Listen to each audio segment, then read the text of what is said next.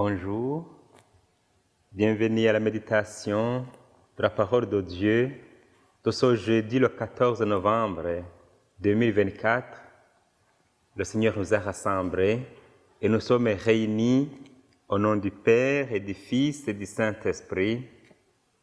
Chers amis, aujourd'hui, l'Église nous propose de méditer la parole de Dieu se trouvant dans l'Évangile selon saint Luc.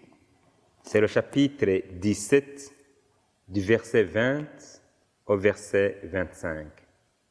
C'est ça, le passage que nous allons essayer de méditer ensemble. Alors je vais vous inviter, vous allez prêter l'oreille attentive à cette parole de Dieu de ce jour. Le Seigneur soit avec vous. Évangile de Jésus-Christ selon saint Luc. Jésus, le roi des rois, c'est Jésus, le bon pasteur. Alléluia, Alléluia, Alléluia, Alléluia, Amen. En ce temps-là, comme les pharisiens demandaient à Jésus quand viendrait le règne de Dieu, il prit la parole et dit : « La venue du règne de Dieu n'est pas observable. On ne dit pas : voilà, il est ici, ou bien il est là. En effet, voici que le règne de Dieu est au milieu de vous. » Puis il dit aux disciples : « Des jours viendront où vous désirerez voir un seul des jours du Fils de l'homme, et vous ne le verrez pas. On vous dira : voilà, il est là-bas, ou bien voici, il est ici. N'y allez pas, n'y courez pas. En effet, comme l'éclair qui jaillit illumine l'horizon d'un bout à l'autre, ainsi le Fils de l'homme, quand son jour sera là. Mais auparavant, il faut qu'il souffle beaucoup et qu'il soit rejeté par cette génération. Acclamons la parole de Dieu.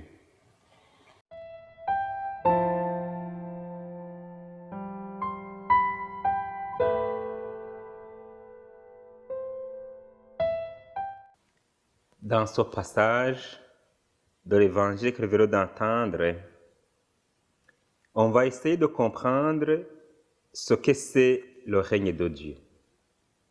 Comment on le comprenait à l'époque de Jésus et comment on peut le comprendre selon l'Esprit de Jésus. Le règne de Dieu, c'est comme un mot magique qui contenait en concentré toute l'attente fiévreuse d'Israël. À cette époque-là, on pensait qu'un jour, Dieu, ou Jésus qu'on voyait, prendrait le pouvoir et sauverait son peuple de tous ses oppresseurs. C'était l'attente de jours meilleurs, l'attente du grand soir, le désir d'une société nouvelle, le rêve d'une humanité heureuse.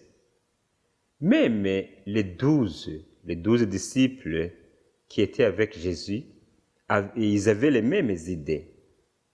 Comment alors nous, actuellement, nous comprenons le règne de Dieu? Est-ce que nous souhaitons que Dieu règne? Mais de quelle manière? La réponse de Jésus a surpris les pharisiens qui lui avaient posé la question. Même cette réponse peut nous surprendre nous aussi.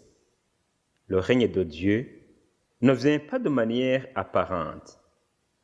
Dieu, il y règne de manière non apparente, de manière discrète, de manière modeste. Des fois, il agit dans de petites choses, dans les choses imprévisibles, dans les choses surprenantes. Dieu peut agir même dans la souffrance. Vous vous souvenez de Jésus qui a sauvé l'humanité, mais il a d'abord dû souffrir sur la croix Et quand il est mort, on pensait que c'est fini, c'est fini. Au fond, vous savez que c'est par la souffrance de Jésus que le monde a été sauvé. Dieu peut agir même dans le rejet, dans la honte que l'on peut connaître. Il suffit de voir l'exemple de certains saints et saintes qui ont été tués ou humiliés ou exilés, même martyrisés d'une manière ou d'une autre. Mais Dieu vraiment, il agissait dans ces derniers, même si c'était vraiment dans ces moments difficiles. Le règne de Dieu alors, il est parmi nous, nous a dit l'Évangile. Dans les humbles traces, dans de pauvres signes, dans les sacrements de sa présence cachés. Ce sont ces signes et gestes qui manifestent l'amour de Dieu et sa miséricorde, l'amour et la charité entre les humains qui grandissent à nous et qui vont nous permettre à vivre auprès de Dieu dans ce royaume. Alors Jésus, aujourd'hui, il nous demande aussi de ne pas courir ici et là à la recherche des signes de Dieu ailleurs. Il nous a dit, n'y courez pas. Parce que vous savez qu'il y a des gens qui changent de religion, pensant que c'est là que c'est meilleur, qu'ils vont trouver Dieu là-bas, qu'ils seront sauvés là, mais ils se trompent. C'est vraiment dans notre vie quotidienne que se trouve notre bon Dieu. Il est vraiment là, parmi nous. Il suffit simplement de vivre cela qu'il nous a demandé. À partir de cette parole de Dieu à l'heure d'aujourd'hui, nous sommes invités à rendre présent Dieu dans notre vie. Vivons dans l'amour, l'attente, le respect et le pardon mutuel. Mais pour mieux faire cela, il faut se rendre à la source. Il faut vraiment aller chez Dieu. Le prier, l'aimer, le recevoir dans le sacrement qui donne le salut et qui donne aussi la guérison. Voilà, chers amis, comment est-ce qu'on peut le trouver, le vivre dans notre vie de chaque jour. Amen.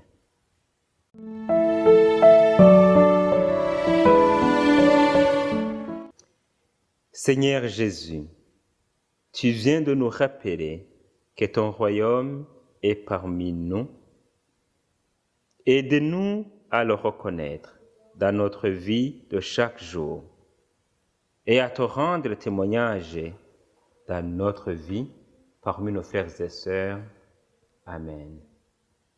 Merci d'avoir suivi cette méditation avec moi aujourd'hui. Alors, que le Seigneur continue à être avec vous. Je vous laisse avec la bénédiction au nom du Père et du Fils et du Saint-Esprit.